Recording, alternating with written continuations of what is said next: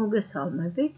დღეს ჩვენ ამ ვიდეო გაკვეთილით ვისწავლით, როგორ შევქმნათ ელექტრონული კითხვარი ონლაინ გამოკითხვებისთვის, პროექტებზე სამუშაოდ, რესპონდენტებთან შეკითხვების გასაგზავნად, პასუხების მისაღებად და მათ დამუშავებისთვის. პირველ რიგში საჭიროა გქონდეს Google აკაუნთი, პოსტაზე შევიდეთ Gmail-ზე, მარჯვენა ზედა კუთხეში Google-ის აპლიკაციებში გავხსნათ დრაივი. დრაივის კონკრეტულ საქაღალდეში New Relax-ზე დაჭერით, შემდეგ More და Google Forms, ვქნით Files შეკითხვებისთვის, ვასათაურებთ მაგალითად კითხვარი.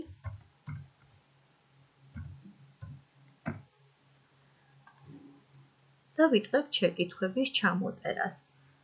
პლუსზე ღილაკის დაჭერით ხდება არჩევა შეკითხვის ტიპი როგორი იყოს, მაგალითად თუ ჩვენ გვინდა რომ კითხვაზე პასუხები იყოს ასარჩევი, ამისათვის შეგვიძლია ავირჩიოთ multiple choice, რომელიც უზრუნველყოფს შეკითხვაზე რამდენიმე პასუხიდან მაგალითად ასაკი, მითითებული იყოს ასაკობრივი კატეგორიები 10-დან 15-მდე, შემდეგ enter-ზე ვაჭერთ 16-დან 20-მდე და ასე შემდეგ. ან მაგალითად შეკითხვა იყოს ასეთი.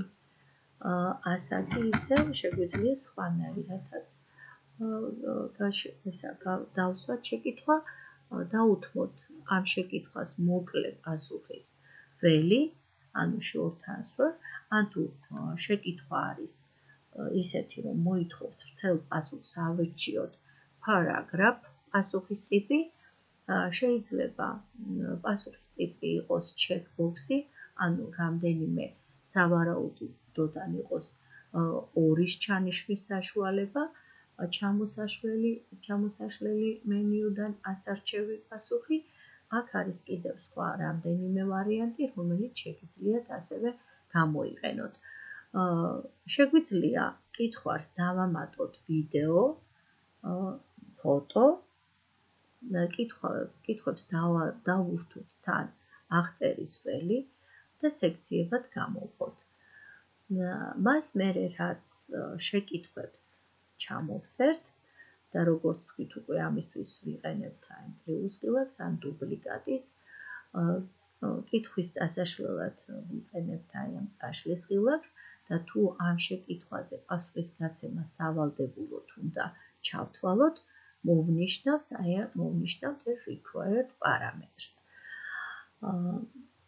ესე იგი, დავასრულებთ შეკითხვების ჩამოწერას, ანუ question გაყოფილებაში ჩვენ ჩამოვწერეთ შეკითხვები, როგორ გამოიყურება ჩვენი კითხვარი, შეგვიძლია ამ ღილაკზე დაჭერის შემდეგ ვიხილოთ, დავბრუნდეთ ისევ კითხვარზე და ბოლოს send ღილაკზე დაჭერისას აი ამ ლინკის განყოფილებაში თუ ჩვენ გვინდა რომ ეს გრძელი მისამართი შევამოკლოთ, ჩავთავთ აი ამ parameter short URL-ს, აქ მინიშნება გამოვიდა რომ ეს მისამართი Ctrl+C ასოთი და კოპირეთო, ან აი copy ღილაკს დავაჭერთ და უკვე შეიქმნება ამ შექმნილ ფაილს, კითხვარს შექმნილი URL-ი აქვს, რომელიც გვაქვს დაკოპირებული და ეს